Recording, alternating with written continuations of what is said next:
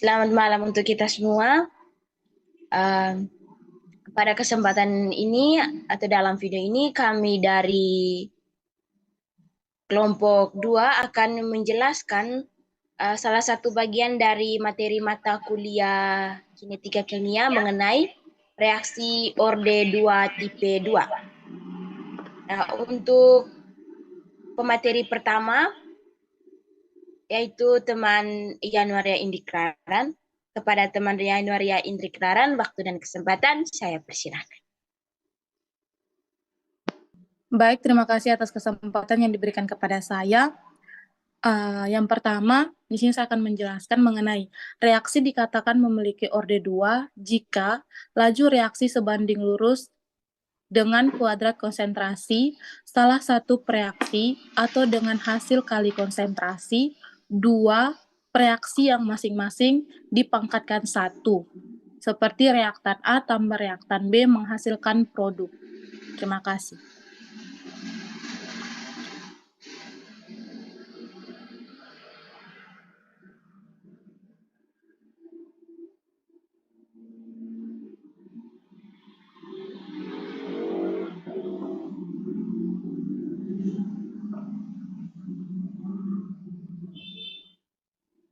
Selanjutnya, di dalam reaksi orde 2 itu, seperti yang sudah dijelaskan oleh teman Indri tadi, dalam reaksi orde 2 tipe 2 itu terdapat dua reaktan yang berbeda, yaitu reaktan A dan B, di mana ketika A kita reaksikan dengan B akan menghasilkan suatu produk. Nah, selanjutnya ada kecepatan. Untuk kecepatan dari reaksi orde 2 tipe 2 ini, persamaannya itu min dB per dt sama dengan K dikali konsentrasi A dan konsentrasi B. Selanjutnya untuk integrasi dari persamaan laju reaksinya itu ln konsentrasi B per A sama dengan B0 kurang A0 KT kurang ln A0 per B0. Nah, untuk integrasi dari persamaan orde 2 tipe 2 ini bisa kita lihat di slide selanjutnya. Tolong kepada teman Selin, slide selanjutnya. Ya. Nah, ini kita bisa melihat integrasi atau turunan rumus dari persamaan reaksi orde 2. Nah, di sini kita bisa lihat persamaan laju reaksi yang awalnya hanya dA per dt sama dengan K kali konsentrasi A dikali konsentrasi B, dan min dB per dt sama dengan K dikali konsentrasi B dikali konsentrasi A dikali konsentrasi B.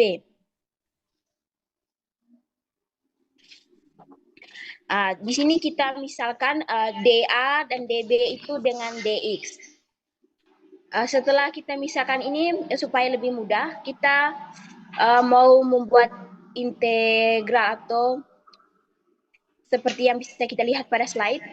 Di situ min dx per dt sama dengan K dikali konsentrasi A kurang A0 dikali konsentrasi B kurang B0, atau sama dengan min dx per dt sama dengan K dikali konsentrasi A dikali konsentrasi B. Dari persamaan yang di atas itu kita bisa turunkan yang di titik kedua diintegralkan. Di situ min dx per konsentrasi A dikali dalam kurung konsentrasi B awal dikurangi konsentrasi A awal ditambah dengan konsentrasi A sama dengan K dt. Nah, dari rumus yang titik kedua itu kita bisa buat dalam bentuk integral itu seperti yang ada pada slide di situ, di mana integral dx per konsentrasi A dikali B0 kurang A0 ditambah A itu sama dengan 1 per A kurang B dalam kurung integrasi dB per konsentrasi B kurang B0 dikurang integral dari dA kurang konsentrasi A kurang A0 sama dengan K integral dt. Nah, dari rumus yang ini kita bisa turunkan seperti yang ada di sini. Yang kedua dari bawah itu ada 1 per A dikali B0 kurang A0 tambah A sama dengan ln B kurang B0 ditambah ln A kurang A0 sama dengan KT. Nah, dari sini kita bisa dapatkan rumusnya seperti slide sebelumnya tadi yang di integral itu. Sama dengan ln B per A sama dengan B0 kurang A0 KT kurang ln A0 kurang B0. Sekian dari saya. Baik, saya akan melanjutkan paparan materi dari teman sebelumnya, di mana ada reaksi, kecepatan, integrasi, dan juga satuan konstanta. Nah, reaksi di sini adalah di mana reaktan A ditambah reaktan B menghasilkan sebuah produk, yang di mana reaksi kimia itu menghasilkan sebuah produk, yaitu zat atau senyawa kimia yang dihasilkan dari proses reaksi kimia. Nah, dari pengertian laju reaksi adalah sebuah perubahan konsentrasi reaksi atau produk persatuan waktu.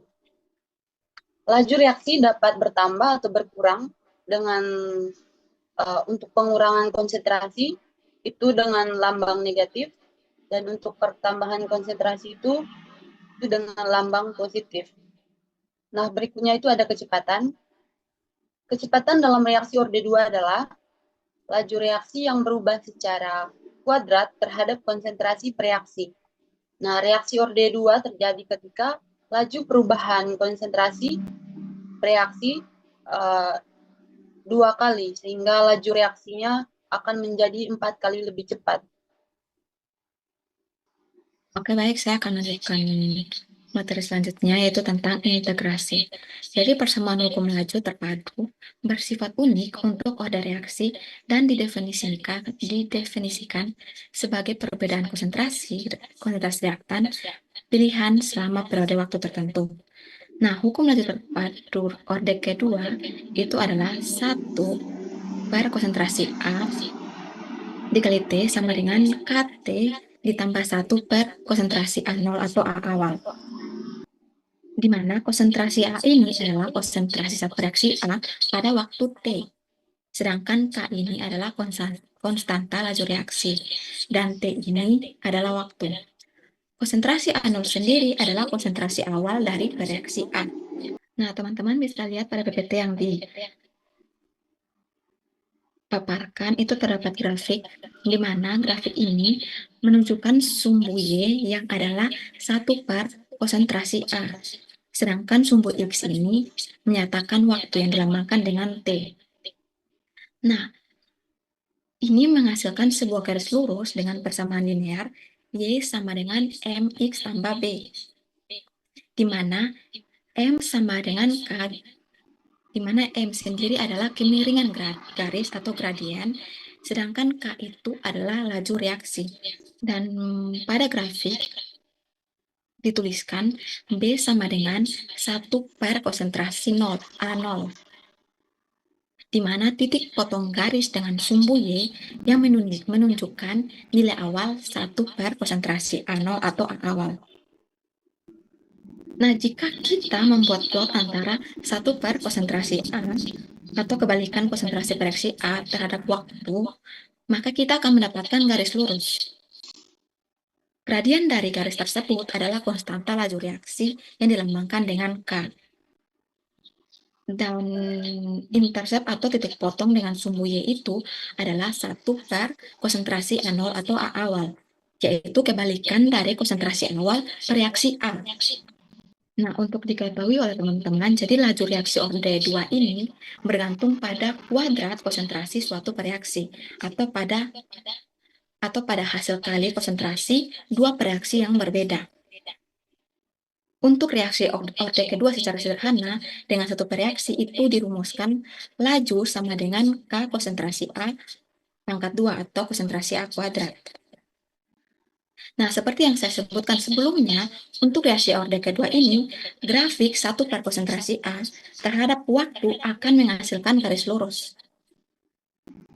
Jadi, unit untuk konstanta laju K dalam reaksi orde 2 adalah L dikali mol minus 1 dikali sekon minus 1.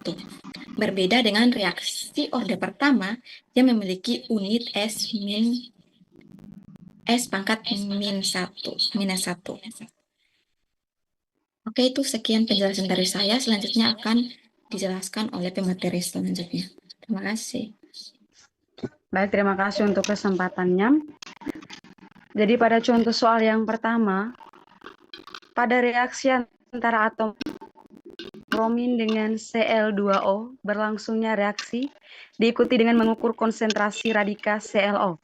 Jika konsentrasi awal dari atom bromin dan Cl2O adalah 12,2 kali 10 pangkat min 6 molar dan 24,4 kali 10 pangkat min 6 molar. Hitung konstanta lajunya, di mana persamaan reaksinya yaitu Br tambah Cl2O menghasilkan BrCl tambah ClO. Untuk waktu dan konsentrasi ClO-nya bisa dilihat pada slide. Selanjutnya, saya akan menjelaskan penyelesaian daripada soal tersebut. Diketahui konsentrasi Br yaitu 12,2 kali 10 pangkat min 6 molar, konsentrasi Cl2O 24,4 kali 10 pangkat min 6 molar, dan data konsentrasi ClO pada berbagai variasi waktu. Kemudian setelah itu, kita menghitung perubahan konsentrasi ClO per waktu. Pertama, kita akan menghitung laju perubahan konsentrasi pada berbagai interval waktu. Di sini, saya mengambil dua contoh interval dari waktu 10 milisekon ke 20 milisekon dan interval dari 20 milisekon ke 30 milisekon.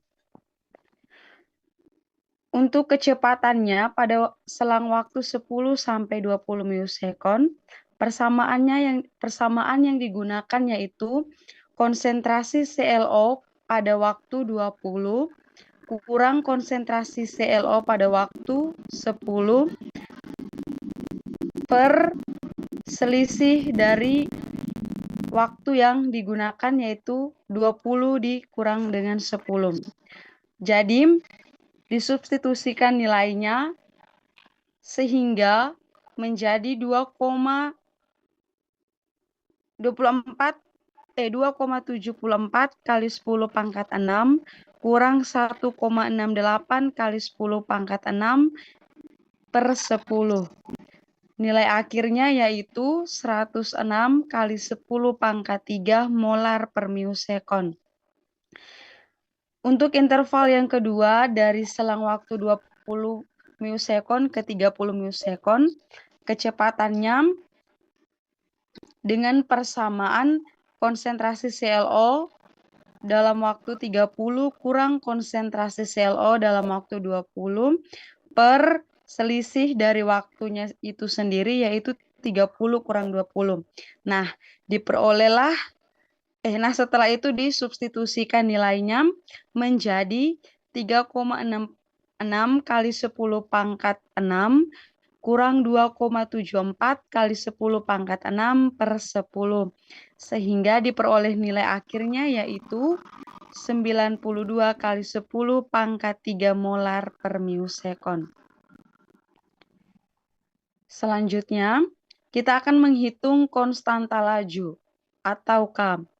Laju reaksi dapat ditulis sebagai rate atau kecepatan sama dengan K kali konsentrasi Br kali konsentrasi Cl2O.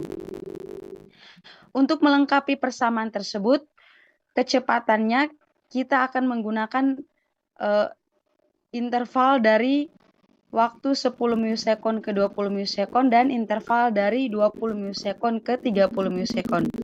Untuk yang pertama, pada interval dari waktu 10 ke 20 milisekon, di mana diperoleh nilai kecepatannya yaitu 106 kali 10 pangkat 3, maka nilai tersebut akan disubstitusikan ke persamaan K sama dengan kecepatan dari 10 sampai 20 per konsentrasi Br kali konsentrasi Cl2O. Disubstitusikan nilainya menjadi 106 kali 10 pangkat 3 per 12,2 kali 10 pangkat min 6 kali 24,4 kali 10 pangkat min 6. Sehingga diperoleh hasil akhirnya yaitu 0,36 kali 10 pangkat 15 molar pangkat min 1 miosekon pangkat min 1. Selanjutnya, kita menggunakan interval dari selang waktu 20 sampai 30 miosekon dengan nilai kecepatan yang telah diperoleh tadi yaitu 92 kali 10 pangkat 3 molar per miosekon. Nah, nilai tersebut disubstitusikan ke persamaan K sama dengan kecepatan dari 20 sampai 30 miosekon per konsentrasi Br kali konsentrasi Cl2O. Disubstitusikan nilainya menjadi 92 kali 10 pangkat 3 per 12,2 kali 10 pangkat min 6 kali 24,4 kali 10 pangkat min 6. Sehingga diperoleh nilai akhirnya yaitu 0,30 kali 10 pangkat 15 molar pangkat min 1 miosekon pangkat min 1.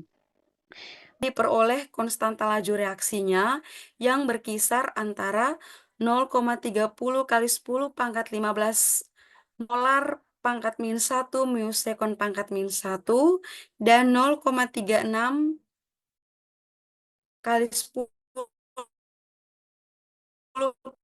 pangkat 15 molar pangkat min 1.